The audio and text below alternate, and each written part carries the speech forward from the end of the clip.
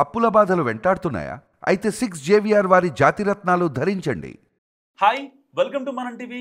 నేను మీ మనోజ్. తిరుపతిలో బాంబు పెట్టారంటూ ఒక అగంతకులు ఒక మెయిల్ పెట్టడంతో ఇప్పుడు చిత్తూరు జిల్లా వణికిపోతోంది. ఏ క్షణం ఏం జరుగుతుందో అంటూ అక్కడి ప్రజలు వణికిపోతున్న పరిస్థితి. ఒకవైపు తిరుపతి బస్ స్టాండ్ ఇంకా ఆ చుట్టుపక్కల ప్రాంతాల్లో అన్ని పబ్లిక్ ప్లేసుల్లో బాంబ్ స్క్వాడ్ రంగంలోకి దిగారు. వాళ్ళంతా అక్కడ వెతుకుతున్న పరిస్థితి. ఇప్పటికే చాలా పాజిటివ్గా ఉంది వాతావరణం. కానీ ఒక బాంబు పెట్టారు అనే వార్త మాత్రం ఏపీ ఇంకా తెలంగాణలో అంటే ఎక్కడ ఎప్పుడు మళ్ళీ స్టార్ట్ చేస్తారు. ఎందుకంటే ఈరోజు పొద్దున్నే మనం వార్తను చూసాం. తమిళనాడులో నటి త్రిష ఇంకా సీఎం స్టాలిన్ ఇంట్లో బాంబు ఉందంటూ ఒక వార్త చూసాం. మరికొద్దిసేపటికే సీఎం చంద్రబాబు, మాజీ సీఎం జగన్ ఇళ్లలో కూడా బాంబులు పెట్టామంటూ మెయిల్స్ రావడం చూసాం. ఇది జరిగిన మరికొద్దిసేపటికే తిరుపతిలో బాంబు పెట్టామంటూ మరొక మెయిల్. సో ఇలా అంటే ఏ క్షణం ఎక్కడ మెయిల్ వస్తుందో, ఏ ప్లేస్ సేఫా కాదా అన్న అనుమానంలో ఇప్పుడు చాలా మంది ఉన్నారు. ఇప్పటికే బాంబ్ స్క్వాడ్ రంగంలోకి దిగింది.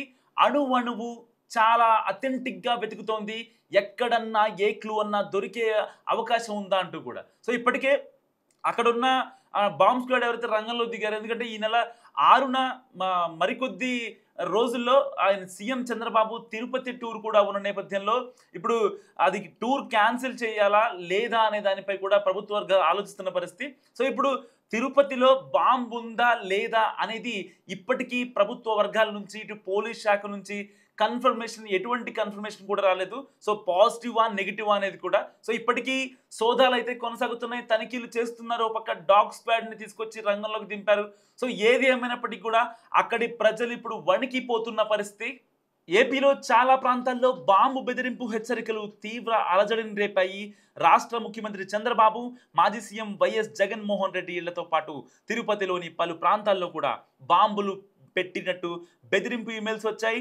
హోలీ ఇస్లామిక్ ఫ్రైడే బ్లాస్ట్ పేరుతో భారీ పేలుళ్లకు ప్లాన్ చేసినట్టు ఆ మెసేజ్లో తెలిపారు. దీంతో అప్రమత్తమైన పోలీస్ అధికారులు ఆయా ప్రాంతాలను క్షుణ్ణంగా తనిఖీ చేస్తున్నారు.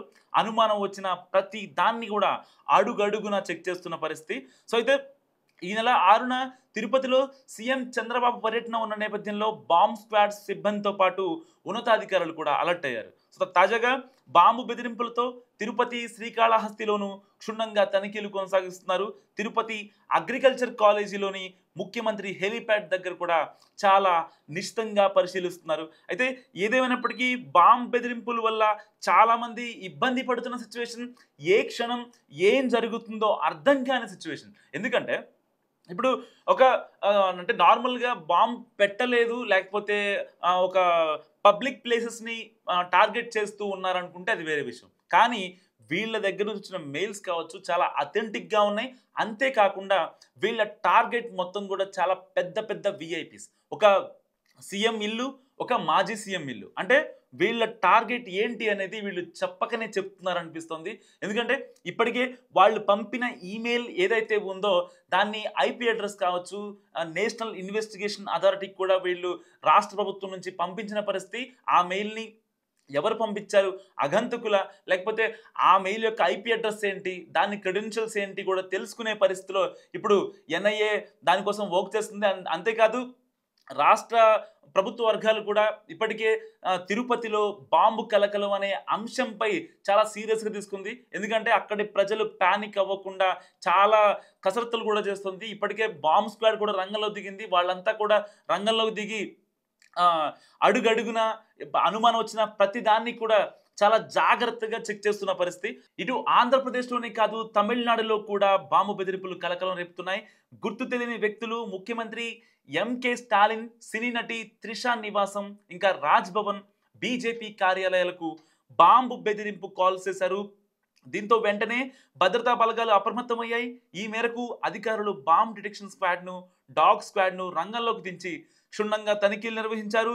తనిఖీల్లో ఎలాంటి పేలుడు పదార్థాలు, అనుమానాస్పద వస్తువులు దొరకలేదని కూడా ఇప్పటికే అక్కడ తమిళనాడు అధికారులు ప్రభుత్వానికి ఒక నివేదికను కూడా సమర్పించారు. అయితే స్టార్ హీరోయిన్ త్రిష చెన్నై నగరంలోని సెనోటాఫ్ రోడ్ వద్ద నివసిస్తున్నారు. ఇది సీఎం స్టాలిన్ నివసించే రోడ్డుకు సమీపంలో ఉండడంతో ఆ ప్రాంతాల్లో భద్రత కట్టుదిట్టం చేశారు.